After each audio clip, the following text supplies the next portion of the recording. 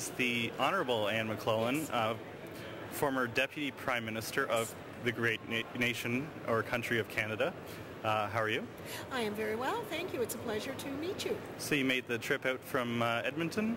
I did, although actually yesterday I was testifying before the Standing Committee on Public Safety on the Aurora situation and Mr. Justice Dennis O'Connor's report. I'd asked Mr. Justice O'Connor to take up the task of finding out what happened to Mr. Arar and why, and whether Canadian officials were involved in his deportation from the United States to Syria. So I was at committee yesterday, and then I just made my way down here yesterday afternoon.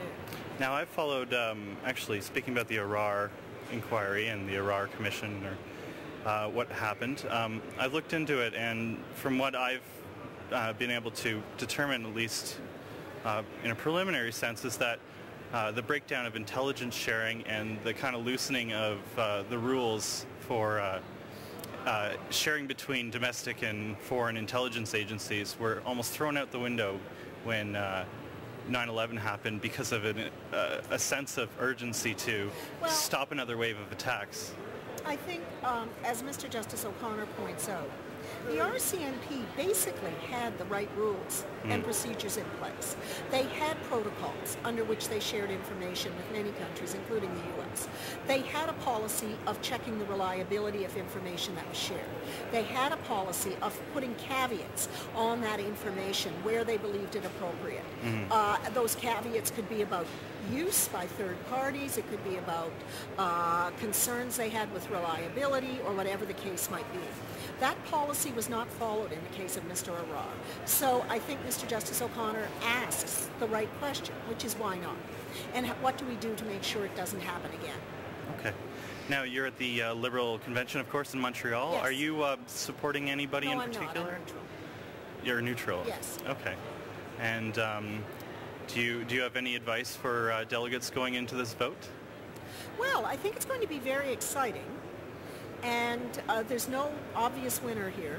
I think any of the top four you could develop a scenario that would have any one of the top four winning.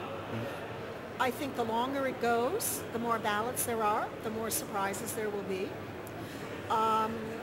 I think people need to, for example, listen to the speeches very carefully tomorrow night. There are a lot of people around here who are thinking about where they should put their support after the first ballot. And I think speeches will probably be more influential than they often are. I think people will be listening and seeing whether the various candidates are able to deal with the concerns that delegates have. Because each one of these front runners has strengths and each one has weaknesses. And I think that's why there's no obvious front runner. And I think people will be listening really carefully tomorrow night to see whether concerns are being addressed, whether people present themselves as someone who is a winner, someone who has the ability to defeat Stephen Harper. So I think delegates should be listening to the speeches very carefully. And then on Saturday, I think it's going to be, pretty wild after the first ballot in terms of all the camps trying to get out there and convince delegates that they should be moving to their guy on that second, third, fourth ballot. We've seen some polls that indicate Stéphane has strong second ballot support. I think Bob Ray probably does too, not as strong as Stéphane's, but and I think it's going to be really key to see what happens to Mr. Ignatieff on the second ballot. Obviously, we know he's going to win the first ballot. There's no surprise there. I think it's what happens to him on the second. And if there's no growth or if he loses votes, I think that's probably bad news for the Ignatieff camp.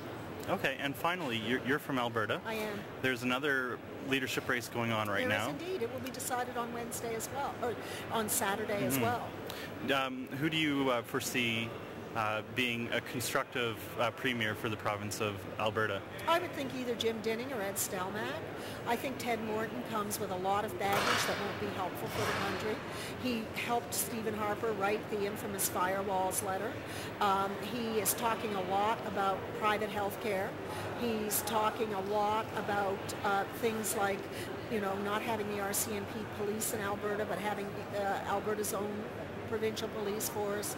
He's talking about opting out of the CPP pension plan, and a lot of things that most Albertans don't support, and things that I do not think reflect where Albertans want to be. Most Albertans are very patriotic Canadians, and they want to be part of the country. They want to help lead the country. They don't want walls built around themselves. They don't see, on any given day you'll run into Albertans who don't like something Ottawa's doing. They don't like things that are happening in Edmonton under the dome either. There's nothing new about that. And I think Alberta has the chance to play a very positive role in the Federation. It would be a shame if we turned our back on that. Okay, well, thank you very much. Good. It was My good pleasure. to meet you. Nice to meet you. And good luck with your blog.